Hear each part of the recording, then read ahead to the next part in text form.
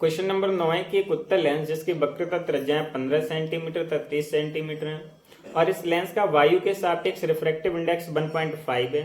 यदि इस लेंस को वायु के सापेक्ष 1.3 रिफ्रैक्टिव इंडेक्स वाले किसी लिक्विड में डुबो दिया जाता है तब इसकी फोकस दूरी ज्ञात कीजिए। और यदि इस लेंस को वायु के सापेक्ष 1.6 रिफ्रैक्टिव इंडेक्स वाले किसी लिक्विड में डुबो दिया जाता है तब इसकी फोकस दूरी ज्ञात कीजिए। तो हम ANG दे रखा है तो ANG को लिखते हैं हम ANG। इसका मतलब है कि वायु के सापेक्ष ग्लास का रिफ्रैक्टिव इंडेक्स, तो वायु के सापेक्ष निकाले तो उसको नीचे लिखेंगे, ग्लास का रिफ्रैक्टिव इंडेक्स तो उसको ऊपर लिखेंगे। NG दे रखा है 1.5 और नीचे वायु का रिफ्रैक्टिव इंडेक्स क्या होता है 1 होता है, तो ये हमारा निकल के आएगा 1.5। यहाँ से मैं आपको ये समझाने वाला हूँ कि प्रकाश जो होगा वो किससे निकलेगा, क्योंकि जो लेंस होता है लेंस किस में रखा जाएगा, लिक्विड में रखा जाएगा, तो लिक्विड से प्रकाश लेंस पे जाएगा। तो मैंने बता दिया कि N1 उस माध्यम का रिफ्रैक्टिव इंडेक्स होता है जिसमें से प्रकाश जाता है, तो जाएगा किससे, लिक्विड में से जाएगा किस पे, लेंस पे। तो लेंस का जो अपवर्तनांक होगा वो तो N2 होगा, क्या होगा, N2 होगा, और जाएगा किसमें से, लिक्विड में से, तो वो क्या होगा, N1 होगा। तो N1 उस माध्यम का रिफ्रैक्टिव इंडेक्स होता है जिसमें से प्रकाश किरण जाती है। तो लेंस को अगर लिक्विड में डुबो दिया जाएगा तो प्रकाश किसमें से जाएगा, लिक्विड से लेंस पे जाएगा। तो लिक्विड से जाएगा तो लिक्विड का रिफ्रैक्टिव इंडेक्स हो जाएगा N1 और लेंस का हो जाएगा N2। फॉर्मूला हम वही अप्लाई करेंगे कि लेंस मेकर फॉर्मूला क्या होता है कि 1/f बराबर N2 माइनस N1 अपॉन में N1 bracket 1/R1 minus 1/R2, ये फॉर्मूला यूज करेंगे हम। तो N2 क्या हो जाएगा, लेंस का रिफ्रैक्टिव इंडेक्स, क्योंकि प्रकाश किरण किस में जाएगी, लेंस पे जाएगी, लेंस का रिफ्रैक्टिव इंडेक्स 1.5 जाएगी किस में से, लिक्विड में से, लिक्विड का रिफ्रैक्टिव इंडेक्स कितना 1.3 है, तो नीचे कितना हो जाएगा 1.3 हो जाएगा।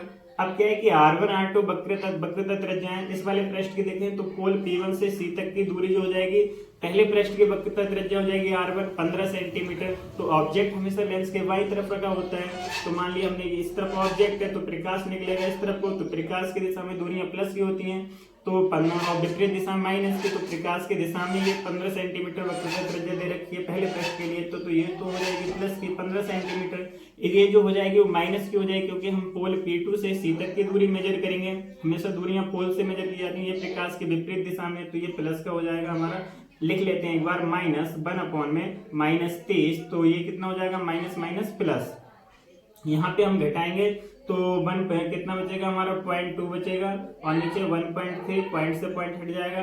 एलसीएम कितना हो जाएगा हमारा 30, तो 15 दूनी 30 और प्लस 1, तो ये हो जाएगा हमारा 2/13 है, और ये हो जाएगा हमारा 3/30, 3 ढाई 30, 10 और 2 पंजे 10, तो ये हो जाएगी हमारी 13 दूनी 26 13 13 चौका 52 13 पंजे 65। तो 1/f बराबर हो जाएगी 65, तो f बराबर कितनी निकल आएगी 65 सेंटीमीटर। तो पहले जब लेंस को 1.3 रिफ्रैक्टिव इंडेक्स वाले किसी लिक्विड में डुबाया जाता है तब फोकस दूरी आती है 65 सेंटीमीटर।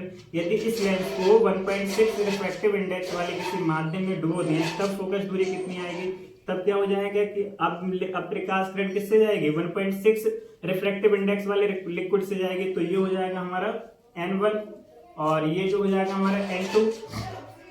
तो 1/f बराबर N2 कितना है हमारा 1.5 माइनस 1.6, और नीचे कितना हो जाएगा हमारा 1.6 1/R1 तो यही रहेगा 15, और प्लस में कितना हो जाएगा 1/30, तो ये बचेगा हमारा माइनस का 1.5 में से माइनस का 1.6 जाएगा, तो माइनस का 0.1 बचेगा, नीचे 1.6 है, और ये कितना हो जाएगा 15 दूनी 30 प्लस 30 एकम 30/30, तो ये हो जाएगा हमारा पॉइंट हटाएंगे, ये माइनस है पॉइंट हटाएंगे, इससे पॉइंट ये हटा लेंगे, तो माइनस का 1/16, और ये हो जाएगा 3/30, 3 ढाई 30, 10 16 ढाई के 160, तो माइनस का 1/160।